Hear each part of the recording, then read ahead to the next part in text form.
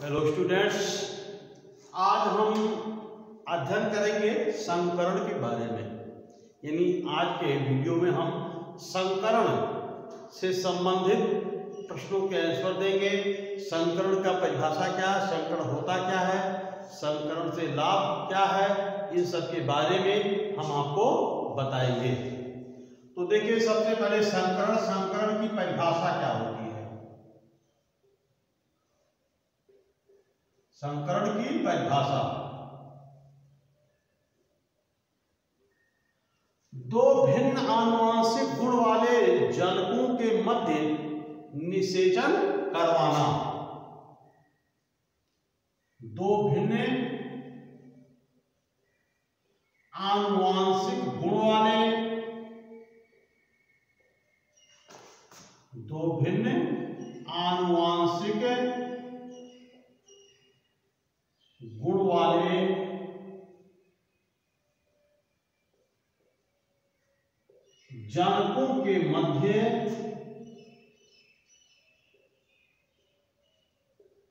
जनकों के मध्य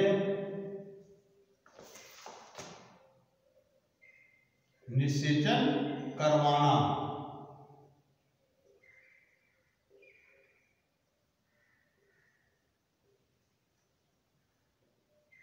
संकरण कहलाता है।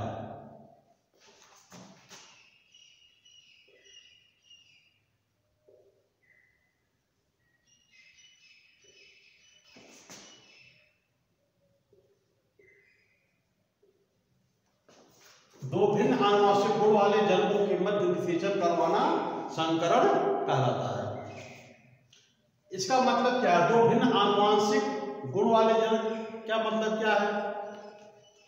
यानी ऐसे दो जनक जिनके आनुवंशिक गुण अलग अलग हो। यानी कि आनुवंशिक गुण का मतलब वह गुण जो एक पीढ़ी से दूसरी पीढ़ी में स्थानांतरित हो सके।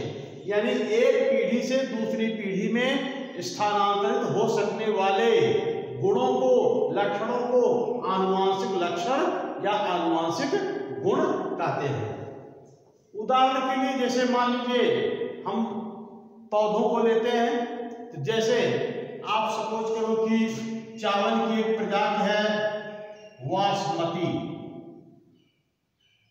चावल की एक प्रजाति है बासमती, चावल की एक प्रजाति है रत्ना। ये दोनों चावल की प्रजाति है। विशेषता क्या है दोनों की?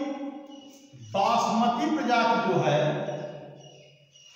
इसका चावल बहुत सुगंधित होता है, जबकि रत्ना जो है इसका चावल सुगंधित नहीं होता। यानी कि बासमती की क्या विशेषता है? बासमती की विशेषता है कि बासमती का चावल सुगंधित होता है, लेकिन इसका पैदावार कम होता है। जबकि रत्ना चावल जो है, रत्ना जो चावल की प्रजाति है, इसकी विशेषता है कि इसका उत्पादन अधिक होता है, उपज अधिक होता है, लेकिन इसमें सुगंध नहीं होता है।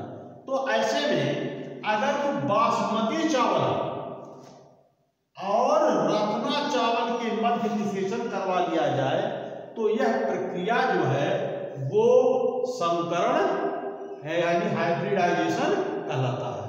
तो संकरण कैसे करवाते हैं? देखिए, आप पौधों में जो नर जननांग होता है, नर जननांग को पुंकेसर कहते हैं। पौधों को, ये आपने पहले प्राइमरी के क्लासों में भी आपने पढ़ा होगा, पौधों के नर जननांग को पुंकेसर, मादा जननांग को स्त्री केसर कहते हैं। ठीक है? तो पुंकेसर में पुंकेसर का परागकोश वाला जो भाग होता है, यानी अगर आप देखें, ये जो है, यह एक पुंकेसर का चित्र है, और ये वाला भाग है परागकोश कहलाता है। परागकोश में परागकणों का निर्माण होता है। यानी कि पौधों में नर युग्मक को परागकण कहा जाता है। स्त्री केसर का चित्र जो हम देखें, तो ये जो है एक स्त्री केसर का चित्र है। स्त्री केसर के ये वाला भाग वर्तिकाग्र कहलाता है, ये वाला भाग वर्तिका कहलाता है, ये वाला भाग अंडाशय कहलाता है। यानी स्त्री केसर के 3 भाग वर्तिकाग्र, वर्तिका और अंडाशय। तो अगर बासमती और रत्ना चावल के मध्य संकरण करवाना तो क्या करेंगे? किसी एक इसको या इसको किसी एक प्रजाति के परागकण को दूसरी प्रजाति के वर्तिकाग्र पर विशेष प्रक्रम के अंतर्गत छिड़क दिया जाता है। यह क्रिया कहलाता है निषेचन करवाना, यानी संकरण करवाना। किसी एक पौधे के परागकण को उसी जाति के दूसरे पौधे के पराग वर्तिकाग्र पर छिड़क देना, ये संकरण कहलाता है, यानी कि निषेचन करवाना कहलाता है। तो देखिए अब हमने आपको बताया कि रत्ना बासमती है। अब ऐसी चावल की प्रजाति का विकास करना है जो कि पैदावार भी अधिक दे और उसका चावल सुगंधित भी हो। तो ऐसे में क्या करेंगे? इन दोनों में से किसी एक के परागकण को दूसरे के वर्तिकाग्र पर विशेष प्रक्रम के अंतर्गत छिड़क दिया जाता है। तो यह प्रक्रिया हम कहलाएगा संकरण। अब देखिए, अब इससे जो नए पौधे जो प्राप्त होंगे, यानी संकरण के फलस्वरूप जो नए पौधे बनते हैं, नए संततियां जो प्राप्त होती हैं, उनमें इन दोनों जनकों का गुण विद्यमान हो सकता है। ये कोई जरूरी नहीं कि एक संकरण करवा दिया तो दोनों जनकों का गुण उनकी संततियों में आया, ये कोई जरूरी नहीं है। बहुत सारे संकरण करवाने पर या पहले ही संकरण में ऐसा संभव है कि दोनों गुण उनके जनकों में आ जाए, यानी कि ऐसा पौधा प्राप्त हो जाए चावल का जो पैदावार भी दे और सुगंधित भी हो, ऐसा संभव है। तो दो भिन्न आनुवंशिक गुणों वाले जनकों के मध्य निषेचन करवाने का मतलब ये हो गया कि कोई एक प्रजाति है, उसके परागकण को दूसरे प्रजाति के वर्तिकाग्र पर विशेष प्रक्रम के अंतर्गत छिड़क दिया जाए, तो यह प्रक्रिया कहलाएगा निषेचन करवाना, यह संकरण करवाना। संकरण के फलस्वरूप जो ऐसे संततियां जो प्राप्त होती हैं जिनमें दोनों जनकों का गुण विद्यमान होता है, उनको जो है संकर कहते हैं। संकर किसे कहते हैं? संकरण द्वारा प्राप्त संततियां जिनमें दोनों जनकों का गुण विद्यमान होता है, ऐसे संततियों को संकर संतति कहते हैं। संकर संततियां गुणों में अपने जनकों से श्रेष्ठ होती हैं। उनकी इस श्रेष्ठता को संकर ओज कहते हैं। संकर ओज किसे कहेंगे? संकर संततियां गुणों में अपने जनकों से श्रेष्ठ होती हैं, उनकी इस श्रेष्ठता को संकर ओज कहा जाता है। ये तो हो गया भाई संकरण की परिभाषा। संकरण जो है ये जंतुओं के मध्य भी कराया जाता है, ज्यादातर पौधों के मध्य कराया जाता है। संकरण जो है ये पादप प्रजनन की एक प्राचीन विधि है। अब देखिए यहां पर संकरण से संबंधित कुछ शब्दावलियां हैं, उनके बारे में मैं आपको बताना चाहूंगा। सबसे पहले है युग्म विकल्पी।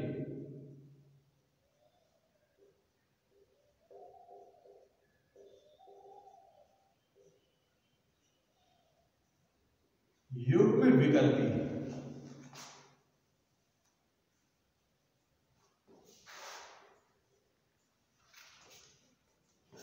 देखिए, सजीवों में जितने भी लक्षण होते हैं सारे लक्षणों का नियंत्रण जीनों द्वारा होता है। यानी जितने भी लक्षण हैं सारे लक्षणों का नियंत्रण एक जोड़ी जीन के द्वारा होता है। तो किसी लक्षण को नियंत्रित करने वाले जीन के जोड़ी को युग्म विकल्पी कहते हैं या एलील कहते हैं। किसी जीव के लक्षण को नियंत्रित करने वाले जीन के जोड़े को युग्म विकल्पी या एलील कहते हैं। अगला है समयुग्मजीव व विषमयुग्मजीव।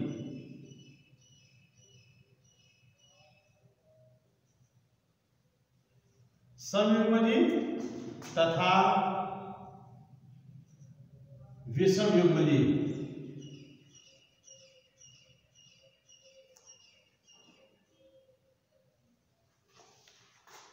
समयुग्मजीव तथा विषमयुग्मजीव क्या होता है? यदि किसी लक्षण को नियंत्रित करने वाले दोनों जीन समान हो तो उसे कहते हैं समयुग्मजीव। यदि किसी लक्षण को नियंत्रित करने वाले दोनों जीन समान हो तो इनको समयुग्मजीव कहते हैं। जैसे लंबेपन को नियंत्रित करने वाला जीन जैसे कैपिटल टी, स्मॉल टी और स्मॉल टी। देखिए ये दोनों लंबेपन को नियंत्रित करता है। एक तो बौना लक्षण को नियंत्रित कर रहा है और एक जो है लंबा लक्षण को नियंत्रित कर रहा है। अब ये दोनों जीन देखिए आपस में ये दोनों आपस में समान है, ये दोनों आपस में समान है, इसलिए क्या हो गए समयुग्मजीव। यानी किसी लक्षण को नियंत्रित करने वाले दोनों जीन यदि समान है तो उन्हें समयुग्मजीव कहते हैं। और अगर किसी लक्षण को नियंत्रित करने वाले दोनों जीन असमान है तो उसे विषमयुग्मजीव कहते हैं। जैसे capital T small T, capital R small R, capital Y small Y, ये जो है विषमयुग्मजीव कहलाते हैं। अगला पॉइंट देखिए क्या है?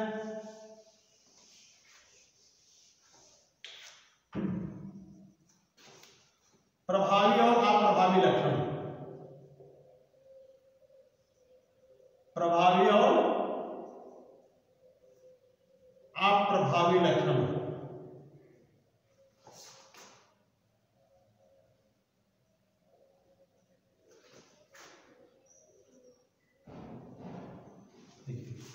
वह लक्षण जो यौवन पीढ़ी के संततियों में प्रकट हो जाए उसे प्रभावी लक्षण कहते हैं। वह जनकों का वह लक्षण जो यौवन पीढ़ी के संततियों में प्रकट हो जाए उन्हें प्रभावी लक्षण कहते हैं। और वह लक्षण जो यौवन पीढ़ी के संततियों में प्रभावी यानी प्रकट नहीं होता उसे अप्रभावी लक्षण कहते हैं। उदाहरण के तौर पर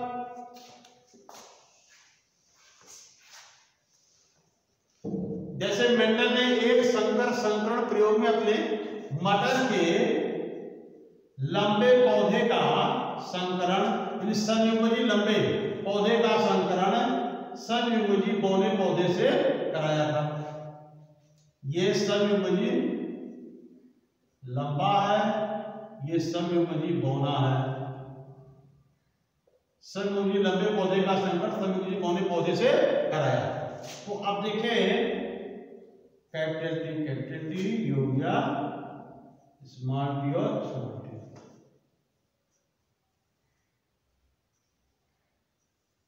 ये देखिए capital T small T, capital T small T, capital T और स्मॉल टी, कैपिटल टी और स्मॉल टी। अब देखिए ये यौवन पीढ़ी है।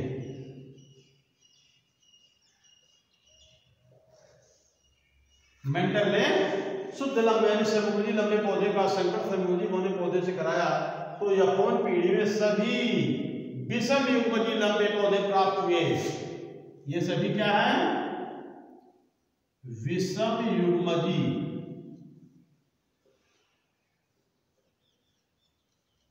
लंबे। अब देखिए यहां पर जनक दो थे, एक तो जनक लंबा था और दूसरा जनक बौना था, लेकिन पहली पीढ़ी के संततियों में सारे लंबे पौधे प्रकट हुए।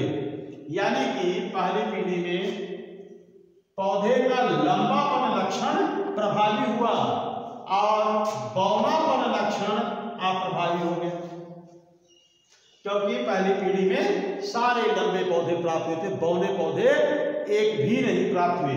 अर्थात यहाँ पर पौधे का जनक का लंबापन लक्षण जो है प्रभावी है और बौनापन लक्षण जो है वो अप्रभावी है। तो ये हो गया प्रभावी और अप्रभावी लक्षण।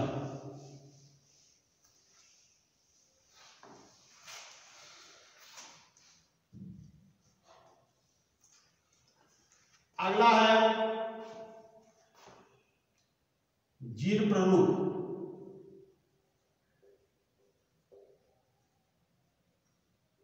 जीन प्रारूप तथा लक्षण प्रारूप।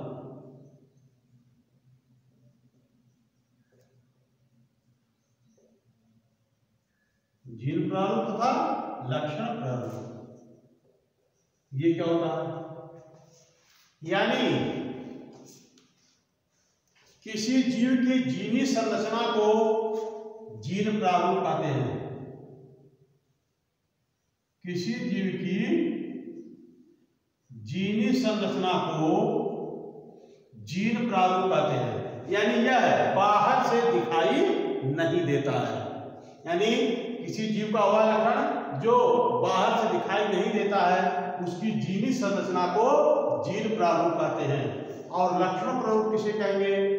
यानी वह लक्षण जो बाहर से दिखाई देता हो उसे लक्षण प्रारूप कहते हैं। जैसे अभी क्रॉस में हमने आपको दिखाया था कि पहली पीढ़ी में सभी विषम युग्मजीव लंबे पौधे प्राप्त हुए थे। अब इसमें देखिए बाहर से देखने पर तो ये सारे पौधे लंबे थे, लेकिन यानी उनका लक्षण प्रारूप क्या हो गया? लंबा। लेकिन इसमें बौनापन का भी जीन छुपा हुआ है, स्मॉलिटी। ठीक है, तो अब यहाँ पर बाहर से दिखा, अंदर से कोई बात, बाहर से देखने में लंबा है तो लक्षण प्रारूप हो गया उसका लंबा, तो लक्षण प्रारूप और जीन प्रारूप हो गया।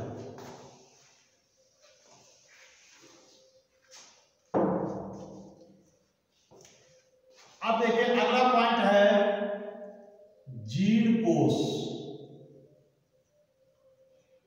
जीन कोष किसे कहते हैं? पहले देखिए जीन क्या है। कोशिका के अंदर केंद्रक पाया जाता है, केंद्रक के अंदर गुणसूत्र पाया जाता है और गुणसूत्रों पर रेखीय क्रम में बिंदु के समान रचनाएं पाई जाती हैं जिसको जीन कहते हैं।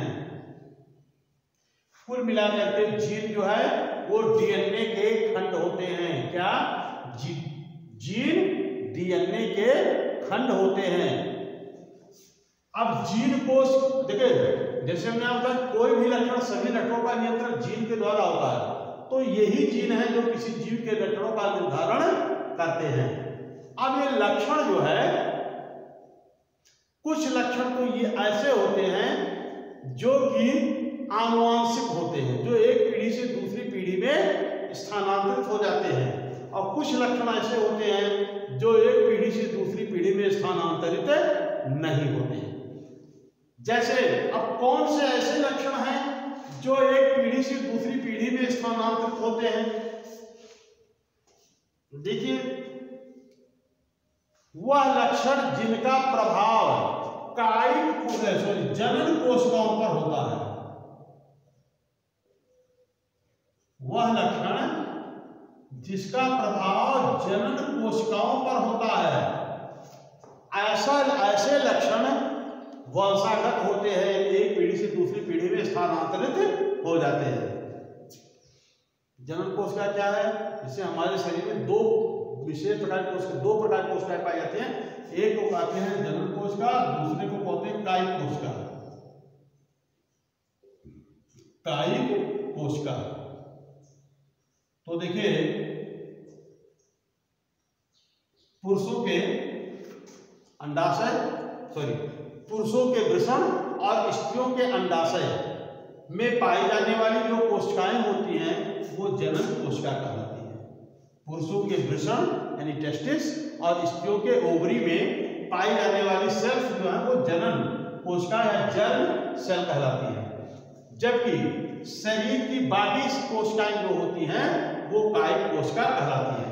तो जिन लक्षणों का प्रभाव कायिक कोशिकाओं पर होता है वह लक्षण वंशागत नहीं होते। उदाहरण के लिए जैसे कोई आदमी गोरा है तो ये कोई जरूरी नहीं है कि उनका बच्चा भी गोरा हो। कोई आदमी पहलवान है, ये कोई जरूरी नहीं है कि उसका भी बच्चा पहलवान होगा, क्योंकि वह लक्षण जो है वो उसकी कायिक कोशिकाओं का लक्षण है, जनन कोशिकाओं का नहीं। जब कोई लक्षण जनन कोशिका पर अपना प्रभाव डाल देता है तो वह लक्षण वंशागत हो जाते हैं। तो जीन कोश किसे कहते हैं भाई? देखिए आप, आपस में संकरण करने योग्य, आपस में जनन करने योग्य, आपस में जनन करने योग्य जातियों में पाए जाने वाले जीनों तथा युग्म विकल्पियों को आपस में जनन करने योग्य जीवों में पाए जाने वाले जीनों तथा युग्म विकल्पियों को जीन कोश कहा जाता है। जीन कोश 3 प्रकार का होता है। जीन कोश के प्रकार, जीन कोश 3 प्रकार का। नंबर 1 प्राथमिक जीन कोश। प्राथमिक जीन कोश, तो प्राथमिक जीन कोश किसे कहेंगे भाई? देखिए, यानी प्राथमिक जीन कोश के अंतर्गत वे यानी उन जीवों का समूह आता है जो आपस में आसानी के साथ संकरण कर सकते हो। प्राथमिक जीन कोश के अंतर्गत उन जीवों का या किसी जीव जातियों का वह समूह आता है जिन समूह के जीव आपस में आसानी से जनन कर सकें और उनके संतति फर्टाइल होते हैं, यानी कि उर्वर होते हैं। उर्वर माने क्या होता है? जनन करने योग्य, जनन करने योग्य। तो प्राथमिक जीन कोश किसे कहेंगे? प्राथमिक जीन कोश के अंतर्गत किसी जातियों का वह समूह आता है जो आपस में आसानी के साथ जनन कर सकते हैं और वो उनकी संततियां उर्वर होती हैं, जनन करने योग्य होती हैं। दूसरा है द्वितीयक जीन कोश।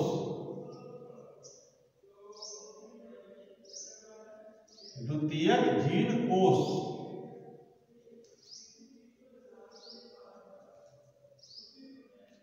द्वितीयक जीन कोश क्या है? द्वितीयक जीन कोश के अंतर्गत वे जीव आते हैं, वो उन जीवों का समूह आता है जिनका प्राथमिक जीन कोश वाले जीवों के साथ संकरण कठिनाई से होता है। संकरण तो हो सकता है लेकिन संकरण कठिनाई से होता है। ऐसे जीन कोश वाले जीवों की जो संततियां होती हैं वो बंध्य होती हैं या आंशिक उर्वर होती है। बंध्य का मतलब जो जनन करने योग्य ना हो उसे बंध्य कहा जाता है। तो द्वितीय जीन कोश किसे कहेंगे भाई? द्वितीय जीन कोश के अंतर्गत वे जातियां आती हैं जिनका प्राथमिक जीन कोश वाले जीवों के मध्य संकरण आसानी से नहीं होता है, यानी कठिनाई से होता है, और उनसे जो संततियां प्राप्त होती हैं वो या तो आंशिक रूप से जनन करने योग्य होती हैं अथवा वो बंध्य होती हैं, जनन करने योग्य नहीं होती। तीसरा है तृतीयक जीन कोश।